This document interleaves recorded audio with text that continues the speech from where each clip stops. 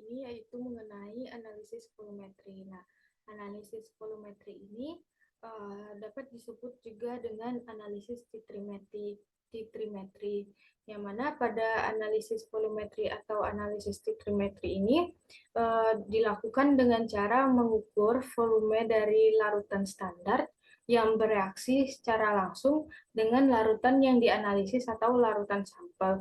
Nah, proses itu disebut juga dengan titrasi.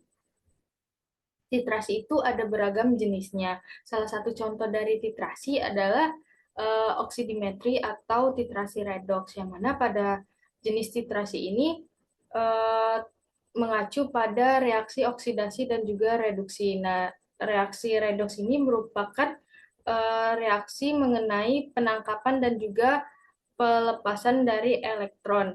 Yang mana pada titrasi oksidimetri ini larutan titrasi itu bersifat sebagai oksidator, sedangkan larutan sampel atau yang dititrasi itu bersifat reduktor. Secara singkat, reaksi ini melibatkan antara reaksi oksidasi reduksi pada analit dan juga titran.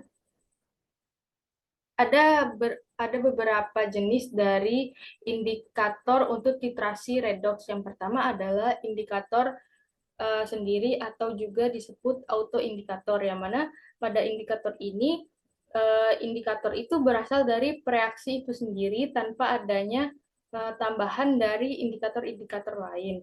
Yang kedua ada indikator spesifik. Dapat dicontohkan di sini adalah indikator kanji yang digunakan untuk iodium.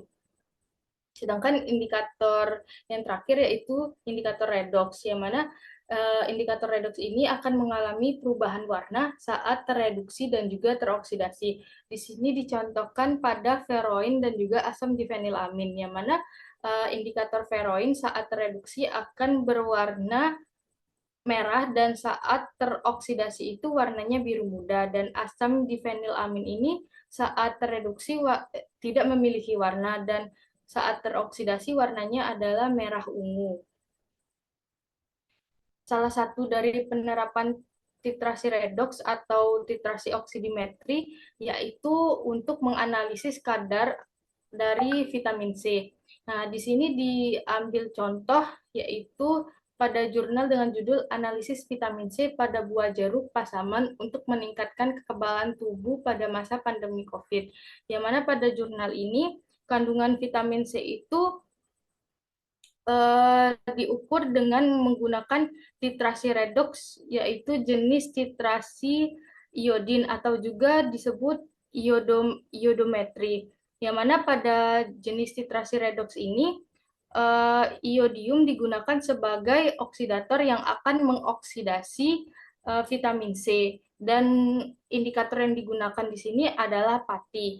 Nah, pada jurnal ini didapatkan hasil bahwa kadar vitamin C pada buah jeruk itu rata-rata berjumlah 10,59%.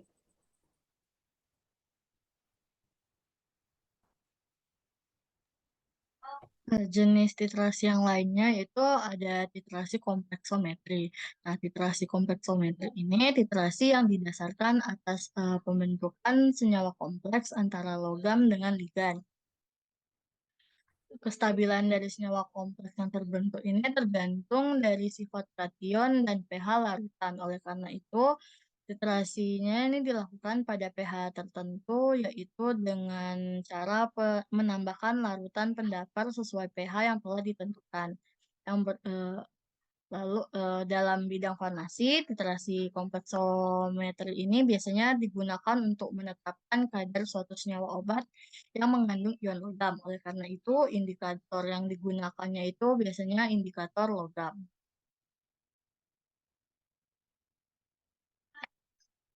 Eh, Salah satu contoh penerapan titrasi kompleksometri ini dapat dilihat pada jurnal di gambar ini, yaitu dengan judul penetapan kadar zinc pada sediaan farmasi dengan metode kompleksometri dan spektrofotometri serapan atom.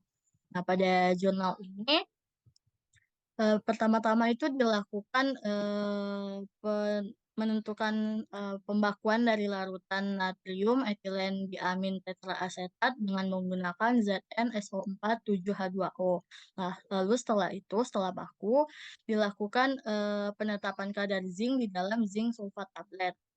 Nah, itu larutan sampel itu dimasukkan ke dalam Erlenmeyer, lalu ditambahkan NaOH dan indikator EBT atau erio eriochrome black tea. Lalu dititerasi dengan menggunakan dinatrium edetat. Nah, titik akhirnya ini ditandai dengan perubahan warna merah anggur menjadi warna biru tua. Di sini pertanyaan dari saya yaitu Anita, yaitu apa kegunaan indikator pada proses analisis volumetri atau titrasi? Pertanyaan kedua itu dari saya, Tiara, apakah indikator yang digunakan pada setiap metode analisis volumetri ini boleh sama atau tidak?